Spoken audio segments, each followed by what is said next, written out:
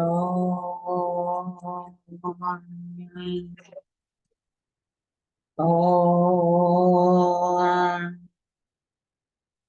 ఓం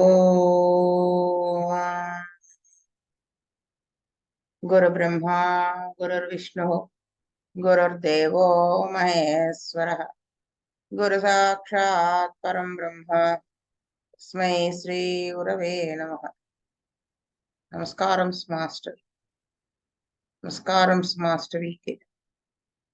నమస్కారం master M.N. నమస్కారం master VPS.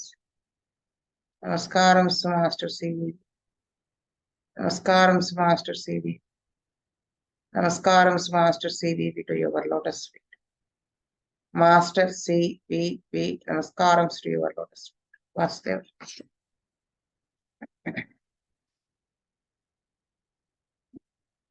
మనము ఈరోజు కొత్త చాప్టర్ రికార్డ్ కీపింగ్ అనే దాని గురించి చదువుకున్నాం.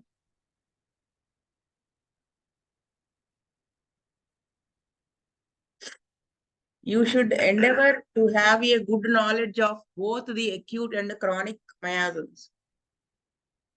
అంటే నువ్వు ఖచ్చితంగా, నువ్వు అంటే ఆయన మన గురించి అవుతున్నారు, ఖచ్చితంగా ప్రయత్నంతో కూడి, అంటే మనం కష్టపడి ఎట్లాగైనా అక్యూట్ క్రానిక్ అంటే తరుణ విపాకములు దీర్ఘ విపాకములు ఉంటాయి కదా, వాటికి సంబంధించిన నాలెడ్జ్ మంచిగా గెయిన్ చేయాల్సిందే అని చెబుతున్నారు.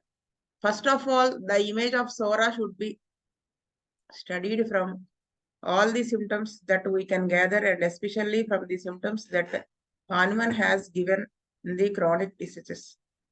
ముందు మనం ఏం చేయాలని చెప్తున్నారు, మనం గ్యాదర్ చేసినటువంటి సిమ్టమ్స్ లో, కేస్ టేకింగ్ లో ఏవైతే సోరాకి సంబంధించిన సిమ్టమ్స్ ఉన్నాయో వాటి గురించి స్టడీ చేయాలి. ముఖ్యంగా హానిమన్ గారు రాయబడినటువంటి క్రానిక్ డిసీజెస్ బుక్ ఉంది కదా, దాంట్లో నుంచి మనం సోరాని 100కి 150 వాళ్ళు స్టడీ చేయాలి, సోరాకి సంబంధించిన సిమ్టమ్స్ ఏంటి. Next we have to make out a similar anamnesis of syphilis which can be done from books, from clinics, from observation and all other possible sources, and then an anamnesis has to be made of psychosis. Sora చదువుకున్న తర్వాత సిఫిలిస్కి సంబంధించినటువంటి ఎనామ్నసిస్ అంటే already చెప్పాను ఏంటది, patient యొక్క అంతకుముందు వచ్చిన జబ్బులు, ఇప్పుడున్న ప్రస్తుతం మన దగ్గర దేనికోసం వచ్చారు దానికి సంబంధించినటువంటి ఇల్నెస్, దానికి సంబంధించినటువంటి రికార్డుని ఎనామనసిస్ అంటారు.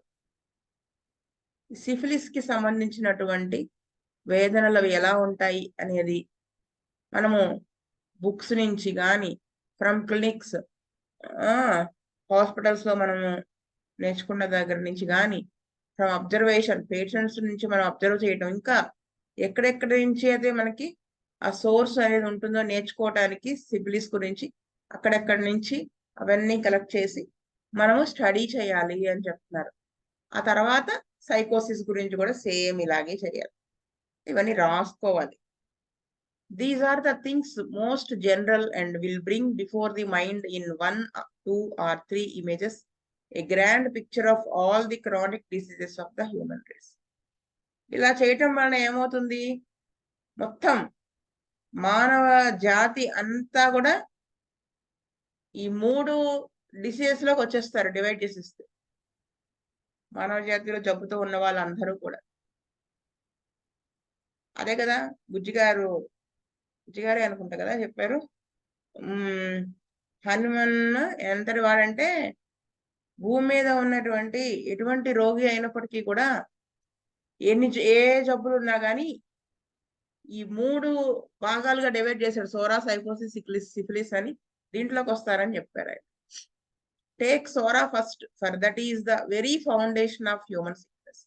ముందు సోరానే తీసుకోవాలి. ఎందుకు, అసలు మానవుడు సిక్ అవ్వటానికి మొట్టమొదట డిస్టర్బెన్స్ స్టార్ట్ ఎక్కడి నుంచి వస్తుంది, ముందు సోరా అనేది అంటుకున్న తర్వాతనే మిగతా 2 వస్తాయి.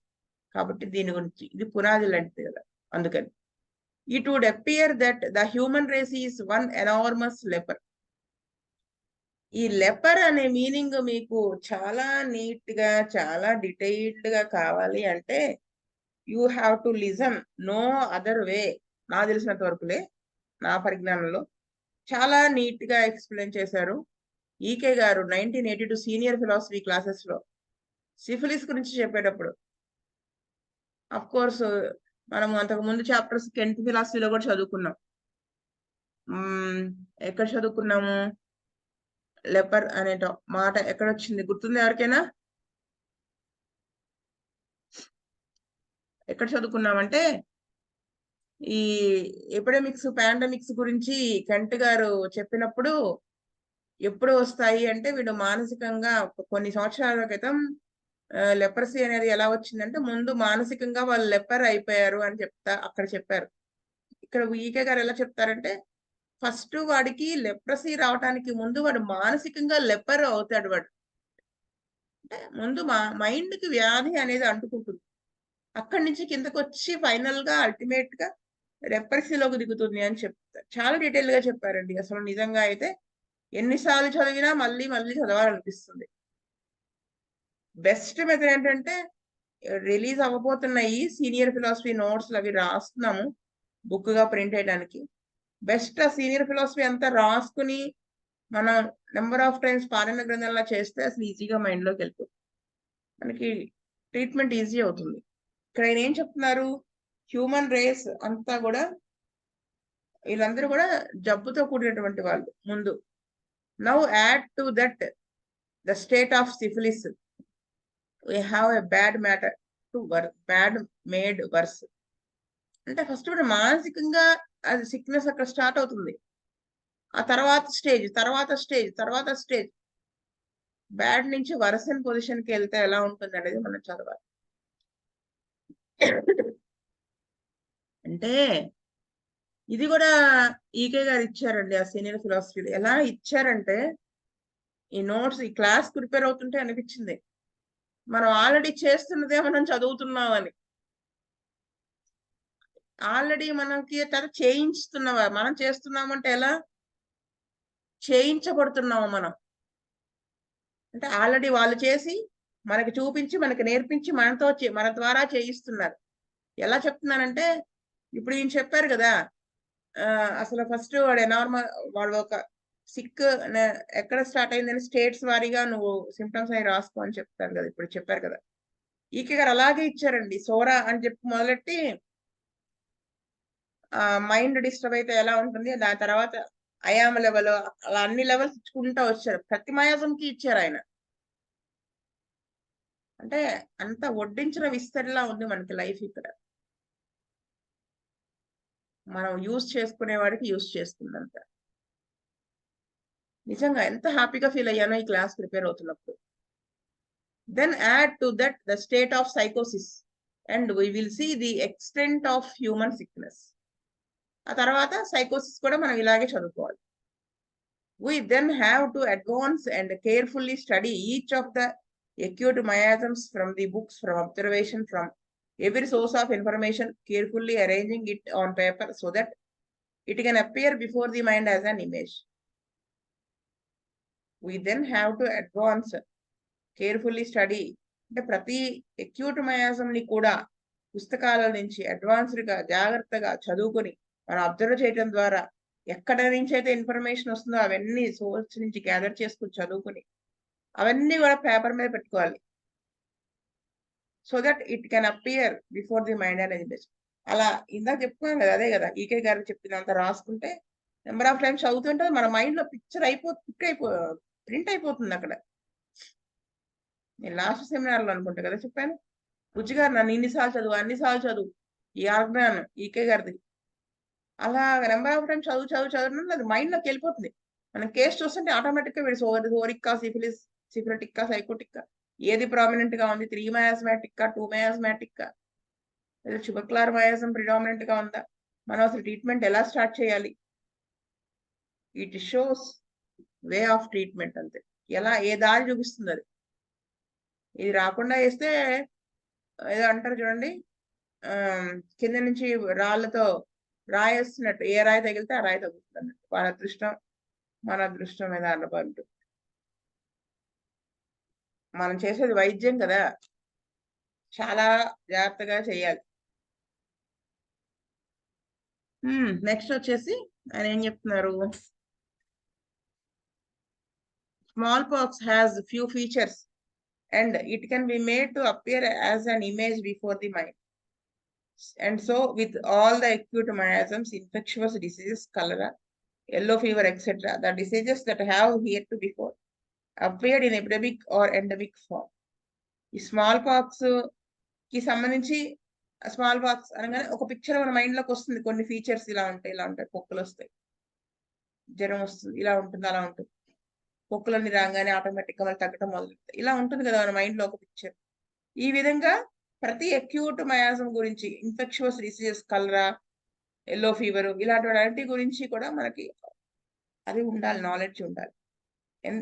ఎపిడెమిక్, ఎండమిక్, ఇవన్నిటి గురించి. These have all to appear before the mind as images. ఇవన్నీ మన కళ్ళ ముందుకు వస్తాయి. ఫలానా ఫీవర్ అనగానే, టైఫాయిడ్ అనగానే ఇదిగో లేటర్ లైక్ టెంపరేచర్ ఇది ఉంటుంది, ఇలా వస్తాయి కదా, అలాగా. It may be said of them that they are all true diseases seen by the examination of the totality of the symptoms. అంటే నీకు కొన్ని ఫీచర్స్ టైఫాయిడ్ అనగానే వెలుగుతాయి, కానీ నీకు నిజంగా ఈ జబ్బు గురించి ఎప్పుడు తెలుస్తుంది, ఎప్పుడు నువ్వు కరెక్ట్ గా చూడగలుగుతావు అంటే ఆ టోటాలిటీ ఆఫ్ సింప్టమ్స్ ని పరిశీలన చేసినప్పుడు మాత్రమే. ఆ జబ్బుని మనము అక్కడ వాడి సింప్టమ్స్ అన్ని రాసుకుని సమగ్రంగా మనం పరిశీలన చేసినప్పుడే ఆ జబ్బు, నిజమైన జబ్బు ఏమిటి అనేది మనకు అక్కడ తెలుస్తుంది. No physician can know too much about the image of a given sickness studied from the symptomatology, and this is the best information that can be obtained. అంటే ఏ ఫిజిషియన్ అయినా సరే ఏవేవో గ్యాదర్ చేసి చదివి ఎంత మద్దన చేసి పిండి నూరి లోపల తాగేసి, అంటే అంత బుక్స్ అనమాట, బుక్ హోమ్ లాగా చేసినా మనము ఆ సిమ్టమెటాలజీ, సిమ్టమ్స్ ని స్టడీ చేయటం, దాని నుంచి మనం నేర్చుకోవడం, అక్కడ నుంచి వచ్చేటువంటి ఇన్ఫర్మేషన్ కంటే బెస్ట్ మనకి ఇంకెక్కడా ఉండదు, తెలుసుకోలేడు ఏ వైద్యుడు కూడా అని చెప్తారు. నువ్వు ఎంతసేపు అని చదువు, పిండి కొట్టేయి, అప్లై చేసే ఆర్ట్ ఉంటేనే నీకు అది ఈ పిండి కొట్టుడు ఉపయోగం, లేకపోతే ఏముంది, కాళ్ళలో పడేయడం. అది నవే డేస్ అంటే చదవడం ఓకే, గెయినింగ్ నాలెడ్జ్ అవుతుంది, అప్లయింగ్ అనేది ఆర్ట్ ఆఫ్ ప్రాక్టీస్ అవుతుంది, ఆర్ట్ ఆఫ్ హీలింగ్ అవుతుంది, ఆర్ట్ అవుతుంది. అప్లై చేయడం అనేది ఆర్ట్.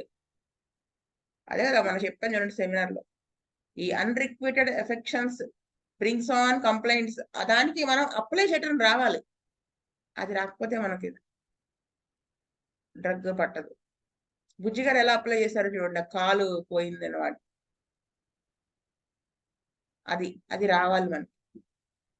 అది ఎక్కడి నుంచి వస్తుంది, ఆ పేషెంట్ చెప్పే జాగ్రత్తగా ప్రతిదీ నోట్ చేసుకోవటం, ఎక్కడ నుంచి గ్యాదర్ అయితే ఇన్ఫర్మేషన్ అక్కడ చదువుతూ ఉండడం, ఎక్కడ చెప్పినా ఏ చాప్టర్లు చెప్పినా చదువుతూ ఉండు అని చెప్తున్నారు.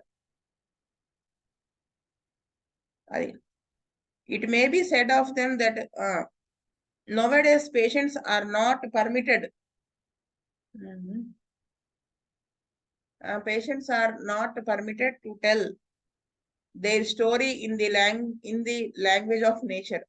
ఈ మధ్య కాలంలో పాపం పేషెంట్ ని వాడి లాంగ్వేజ్ లో, అంటే వాడి యొక్క symptoms, nature of the disease, వాడి భాషలో వాడిని మొత్తం ఆ స్టోరీ మొత్తం వాడిని మనం చెప్పడానికి పర్మిషన్ ఇవ్వట్లేదంట. 4 సెంటెన్స్ చెప్పగానే మనకి బయోనియా అని వచ్చేస్తుంది, ఇంక వెంటనే రాసేస్తాం, ఆయన వెళ్ళి మందు తీసుకో, మన వెనకాల 100 మంది వెయిట్ చేస్తున్నారు అనే ఉంటది తప్ప వీడికి కరెక్ట్ గా మనం చేస్తున్నామా న్యాయం అనేది ఉండదు కదా మైండ్ లోకి. అలా ఉండద్దని చెప్తారు, ఈ మధ్య అలా జరుగుతోందని చెప్తున్నారు. The physician says, I do not want to hear that talk on the part of the patient interferes with his prescription right. Patient ఇంకా నేను వినాల్సిన అవసరం లేదు, నాకు తెలుసు నీ ఇదంతా నీకు మంది ఇచ్చేస్తానని చెప్పేసి వాడు చెప్పే దాంట్లో మనం ఇంటర్ఫియర్ అయిపోయి మంది ఇచ్చేస్తాం. అఫ్ కోర్స్ నువ్వు కరెక్ట్ గానే ఇచ్చి ఉండొచ్చు, అంటే నువ్వు వేసిన రాయి తగిలి ఉండొచ్చు, కానీ పేషెంట్ మైండ్ లో డిస్సాటిస్ఫాక్షన్ ఉంటుంది. అయ్యో నేను ఈ ఎరక్టేషన్స్ అంటే తేపులు పొలటి వస్తున్నాయని చెప్పలేదు, అది చెప్పలేదు, ఇది చెప్పలేదు. ఆ డిస్సాటిస్ఫాక్షన్ తో వాడికి బెటర్మెంట్ అబ్జర్వ్ చేయడు. అలా ఉంటుంది. ప్లస్ మనం సమగ్రంగా వాటిని మొత్తం విని వేస్తే మందు యూజువల్ గా మిస్ అవ్వకుండా ఉంటుంది. There is no writing down of a case. ఇదోటి చూడండి, అసలు కేస్ షీట్ అనేది సరిగా రాయడం లేదని చెప్తున్నారు ఆయన. కేస్ షీట్ రాయట్లేదని చెప్తున్నారు. హోమియోపతికి బేస్ ఏంటండి? కేస్ షీటే కదా. నిజంగానే నేను కూడా చాలా చూశాను. కేస్ షీట్ ఎలా ఉంటుందంటే అది ఒక మాకు మేము చదువుకునే రోజుల్లో 14th ఎడిషన్ ఆఫ్ డేవిడ్సన్ చదువుకున్నాం. అప్పుడు డేవిడ్సన్ అంటే క్లినికల్ మెడిసిన్ కి సబ్జెక్ట్ కి బుక్ అన్నమాట, టెక్స్ట్ బుక్. దాంట్లో డిసీజ్ గురించి ఎక్కువ ఉండేది, కొంచెం కొంచెం ఉండేది ఇన్వెస్టిగేషన్స్ గురించి కూడా ఉండే కొద్దీ. ఇప్పుడు ఎలా అయిపోయిందంటే అది డిసీజ్ గురించి కంటే ఇన్వెస్టిగేషన్స్ గురించి ఎక్కువ ఇస్తున్నారు టెక్స్ట్ బుక్ లో. అలా అయిపోయింది. అలాగే కేస్ షీట్స్ లో కూడా అంతే, వీడికి ఆ జబ్బు ఉంది, ఈ జబ్బు ఉంది అనే తప్ప అసలు ఇంపార్టెంట్ అయిన సిమ్టమ్స్ మనం గ్యాదర్ చేయడం, ఓపిక్ గా రాయడం ఏమీ లేకుండా పోతాం. మనం ద్రోహం చేస్తున్నాం పేషెంట్స్. మనం అంటే మీరందరూ అని కాదు, ఎవరైతే రాయకుండా మందిస్తారో అది చాలా తప్పు అని చెప్తున్నారు. అది అంతకు మించి ఏం లేదు. అవన్నీ కామెంట్ చేయడం గురించి కాదు ఇక్కడ. మనం ఎలా ఉండాలనేది నేర్చుకోవడం కోసం ఈ classes. Now take for instance one of the clinics here. How would you remember from day to day and from week to week what had been given to each patient? అని ఏం చెప్తారంటే, మనం ఫర్ ఎగ్జాంపుల్ తీసుకున్నాం, ఇక్కడ కొన్ని clinics ఉన్నాయి. ఏ ఏ రోజుకి ఏ రోజుకి ఏమి ఇచ్చాం అనేది, ఏ వారం ఏ వారం ఏం మంది ఇచ్చాం, అది పేషెంట్ కి ఏమి ఇవ్వబడింది, ఇవన్నీ ఎలా గుర్తుంటాయి మనకి రాసుకోకపోతే?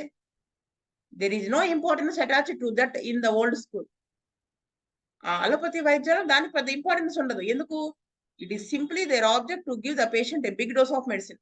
పెద్ద మంది ఇచ్చారనే తప్ప ఒక వాడికి అంతకుముందు ఇచ్చిన మందు వాటితో దానికి పెద్ద కనెక్షన్ ఉండదు, అవసరంగా ఫీల్ అవ్వరు. కానీ హోమియోపతిలో ఖచ్చితంగా అది అవసరం. నేను చెప్పాను కదా, ఎంఎల్ ధావలే గారు వాళ్ళ శిష్యులు ప్రతి సమ్మర్లో చదువుకునేటప్పుడు నేర్చుకునేటప్పుడు ప్రతి సమ్మర్లో ఆ ధావలే గారి దగ్గరికి వెళ్ళారన్నమాట. అంటే వెళ్ళలేదు, ఆయన వాళ్ళ శిష్యులు ఇక్కడికి వచ్చి ట్రీట్ చేసేవాళ్ళు. అక్కడ నేను ట్రైన్ చేయబడ్డాను. ట్రైన్ చేయబడినప్పుడు ఏమైందంటే, ఒక్క నిమిషం అండి.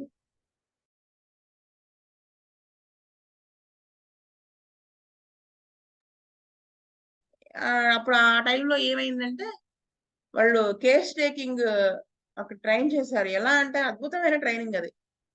కేస్ షీట్ నేను రాస్తాను, ఎదురుగుండా పేషెంట్ ఉంటాడు, నా పక్కన ఒక డాక్టర్ కూర్చుని నేను అడిగే క్వశ్చన్ వాళ్ళు చెప్పే ఆన్సర్ రాసేస్తూ ఉంటారు. అంటే అడిగిన అలా. అప్పుడు ఈ పేపర్స్ పట్టుకుని ట్రైనర్, మాకు ఎవరైతే ట్రైన్ చేద్దాం ట్రైనర్ ఉంటారు కదా, అది దగ్గరికి వెళ్తే ఆ క్వశ్చన్ ఆన్సర్ చూసుకుంటా వచ్చి, నువ్వు ఇక్కడ ఈ క్వశ్చన్ మిస్ అయ్యావు. ఫర్ ఎగ్జాంపుల్, ఫ్యామిలీ హిస్టరీ రాసినప్పుడు వాళ్ళ ఫాదర్ 5 ఏళ్ళప్పుడు చనిపోయాడు, అలా రాస్తాం కదా. ఫాదర్ పేషెంట్ చిన్నతనంలో చనిపోయారు పలానా జబ్బుతో అని రాసినప్పుడు, నెక్స్ట్ మనం మదర్ అడుగుతాం.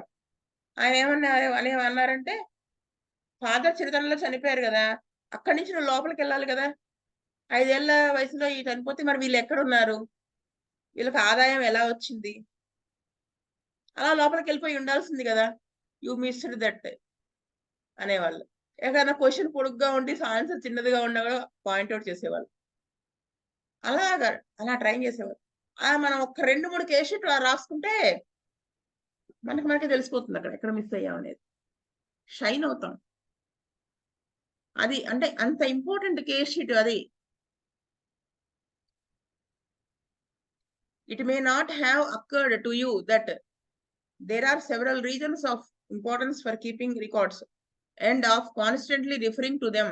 Even the regular clinicians here may not have seen the full importance of it. అంటే రికార్డ్ కీపింగ్ దానికి అది ఎంత ఇంపార్టెంట్, మరి మనం కాన్స్టెంట్ గా రిఫర్ చేసుకోవడానికి మనకి వస్తుంది. కానీ రెగ్యులర్‌గా క్లినిక్ మెయింటైన్ చేసేటువంటి వైద్యులకి దాని యొక్క పూర్తి ప్రాధాన్యత అనేది వాళ్ళకి తెలియలేదు అని చెప్తారు. తెలీదు కాబట్టి వాళ్ళు మెయింటైన్ చేయట్లేదు. ఎంత ఈజీ అవుతుందో ట్రీట్‌మెంట్. ఒకసారి మనం అనుకుంటాం ఏదో డ్రగ్. అసల ఊహించిన విధంగా కేస్ షీట్ రాసినప్పుడు ఇంకోలా వెళ్ళిపోతుందసలు. మనకే దిమ్మ తిరిగిపోతుందసలు. అలా ఎన్నున్నాయో నేనలా చూసినియి. బుజ్జి గారి దగ్గర చూసినయి ఉన్నాయి. మీకు చెప్తూనే ఉంటా కదా మధ్య మధ్య. But suppose a patient that I have been considering for 3 years is partially cured and she has done remarkably well, has been restored from an invalid to a good wife and mother, but is not yet cured. Now, for some reason, she goes into the hands of another homeopathy. అంటే suppose ఒక మన పేషెంట్‌ని మనం 3 ఇయర్స్‌గా treatment చేస్తున్నప్పుడు కొంచెం చాలా వరకు కొంతవరకు క్యూర్ అయింది. బాగా అంటే మనం గమనించదగినట్టుగా బెటర్ అయ్యాడు. ఏ అంటే ఇంకా కేసు ఇన్వాలిడ్ అంటే పనికిరాదన్నది మంచిగా బెటర్ అయ్యి, అది కానీ పూర్తిగా నివారణ అనేది జరగలేదు ఇంకా ప్రాసెస్‌లో ఉంది. ఏదో కొన్ని రీజన్స్ వల్ల ఆ పేషెంట్ ఇంకొక డాక్టర్ చేతిలోకి వెళ్ళిందనుకోండి. What can he do without ascertaining what I have done for her? అంటే ఇంతకు ముందు ట్రీట్మెంట్ ఇచ్చినటువంటి వైద్యుడు ఏం ట్రీట్ చేశాడు? ఎలా ట్రీట్ చేశాడు? అది ఎంత వరకు వచ్చిందనేది తెలుసుకోకుండా ఈ హోమియోపతి డాక్టర్ ఏం చేస్తాడు? అని అడుగుతున్నారు ఆయన క్వెషన్. అందుకే కదా మాస్టర్ గారు వాళ్ళు చూడండి. మన సెంటర్స్‌లో కోఆర్డినేషన్ ఉండేలా. పేషెంట్ ఎక్కడికెళ్ళి మందులు తీసుకుంటారంటే అక్కడికి పంపించేయమంటారు. ఎందుకు? అంతకుముందు దాకా వాడికి ఏ విధంగా మనము క్యూర్ చేశాము? ఏం చేశాము? ఎంతవరకు వచ్చిందనేది తెలియడం కోసమని. అది ఆయన చూడండి ఎలా అలా చెప్తున్నారు. It is important for the patient when living in the same town to be faithful and true to the physician who has done her the most good. అంటే ఇది పేషెంట్‌కి కూడా ఒక ముఖ్యమైన విషయం ఏంటంటే, అదే టౌన్‌లో ఉంటున్నప్పుడు పేషెంట్ గూడా అంటే true to the physician who has done అంటే ఆ డాక్టర్ మనకి ఎంతలా వైద్యం చేశాడు అని మనకి ఆ విశ్వాసం ఉండి, ఆ ఫెయిత్ నమ్మకం ఉండడం మార్చకూడదు. అది ఏ కాన్షియన్షియస్ ఎవరో వచ్చారు నా దగ్గరికి. ఏదో సమ్ కాంప్లికేటెడ్ డిసీజెస్ తోనే వచ్చారు. కిడ్నీ ప్రాబ్లమ్స్‌తో. వస్తే పలానా చోట ఎక్కడో వాడుతున్నామండి బావుందన్నారు. మీరు ఎందుకొచ్చారన్నాను. అంటే ప్రతి నెల వెళ్ళాల్సొస్తుంది అక్కడికి. అందుకని వచ్చాం. అంటే వేరే మన మిషన్‌కి సంబంధించిన వాళ్ళు కాదులే వాళ్ళు వేరే డాక్టర్. నేను చెప్పాను. అక్కడ బెటర్‌మెంట్ వస్తున్నప్పుడు మీరు మార్చకండి. మీది కొంచెం కాంప్లికేటెడ్ కేస్. బెటర్ అవుతున్నప్పుడు డాక్టర్‌ని మారిస్తే మళ్ళీ నేను అర్థం చేసుకొని మళ్ళీ మొదలుపెట్టేంత కష్టమవుతుంది. లేదా వాళ్ళని కేస్ షీట్ ఇమ్మనండి నేను తీసుకొని చూసిస్తాను. వాళ్ళు ఇవ్వలేదు. అక్కడే వాడుకోమని చెప్పాను. నాకు రూ. 250 పోతాయని నేను ఆలోచించలేదు. ఎందుకు బుజ్జిగారు ఆలోచించలేదు గాబట్టి. అసలు బుజ్జిగారు ఇంకా ఎలా అంటే కుటీర్ ఇండస్ట్రీ అనేది వాళ్ళదే గదా! అంటే భాస్కర్ వాళ్ళ ఇండస్ట్రీనే గదా! ఎవరైనా ఏం జేస్తారు ప్రమోట్ చేస్తారు. వాళ్ళు క్రానిక్స్ తోసేయడానికి చూస్తారు. అమ్మడానికి ఎక్కువ. బుజ్జిగారు అసలు చేసేవాళ్ళు గాదు. వాళ్ళకేదైనా టానిక్‌ల మీద వ్యామోహం ఉండి అడిగితే రాయడం, అవసరమైతే రాయడం. కాతే ఈయన అవసరమై రాసేవి తక్కువుండేయి. వాళ్ళు అడిగి రాయించుకునేయి ఎక్కువుండేయి. ఇప్పుడు మనం టానిక్ రాయకపోతే వాడు బయటికెళ్ళి ఇంకోటేదో కొనుక్కొని తాగుతాడు గదా! దాని బదులు మన దగ్గర మనం సేఫ్‌గా ఇస్తాం గదా! అని ఇచ్చేవాళ్ళు అడిగితే. అలా, అలా ఉండదు. A conscientious physician will not feel like taking another doctor's practice in that way. అంటే మనస్సాక్షి ఉన్న డాక్టర్ ఎవడు గూడా ఇంకొకళ్ళది మనం అలా తీసేసుకుంటున్నాం అని అనుకోడు. I am not so conceited that I should feel like taking up the work of another doctor who is able to do good work. అంటే అంత అహంకారం నేనైతే అలా ఉండను అంటే ఆయన చెప్తున్నారు. ఏంటంటే ఒక డాక్టరు ఒకళ్ళకి మంచి చేశారనుకోండి. నువ్వు అక్కడే వాడు అని చెప్పాలి. ఆ నిజాయితీ మనకుండాలి. మన ఈగో మనకు అడ్డం రాకూడదు. అంటే నేను చేయలేనని ఇప్పుడు ఫర్ ఎగ్జాంపుల్ నా జూనియర్ అయి ఉండొచ్చు. రాజశేఖరే ఉన్నాడు.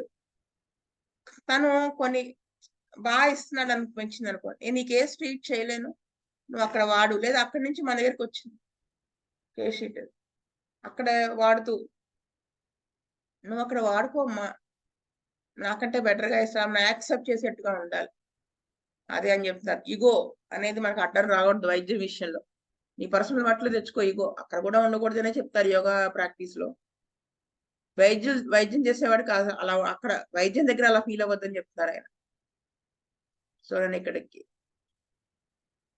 men who think more of getting money than anything else will jump in and prescribe for your patients. ఎవరైతే డబ్బుకే ఎక్కువ ప్రాధాన్యత ఇస్తూ ఉంటాడో అటువంటి వాళ్ళు తొందరగా ప్రిస్క్రిప్షన్, పేషెంట్ని బట్టి ప్రిస్క్రిప్షన్ ఇచ్చేస్తూ ఉంటారు. సో నేను ఇక్కడికి ఆపుతాను క్లాస్. స్వస్తి ప్రజాభ్య పరిపాలయంత న్యాయేన మార్గేణ మహీమహి గోబ్రాహ్మణేభ్య సోమస్త నిత్యం లోకా సమస్త సుఖినో భవంతు. లోకా సమస్త సుఖినో భవంతు. లోకా సమస్త సుఖినో భవంతు. ఓం శాంతి శాంతి శాంతి. వాసుదేవ వాసుదేవ వాసు.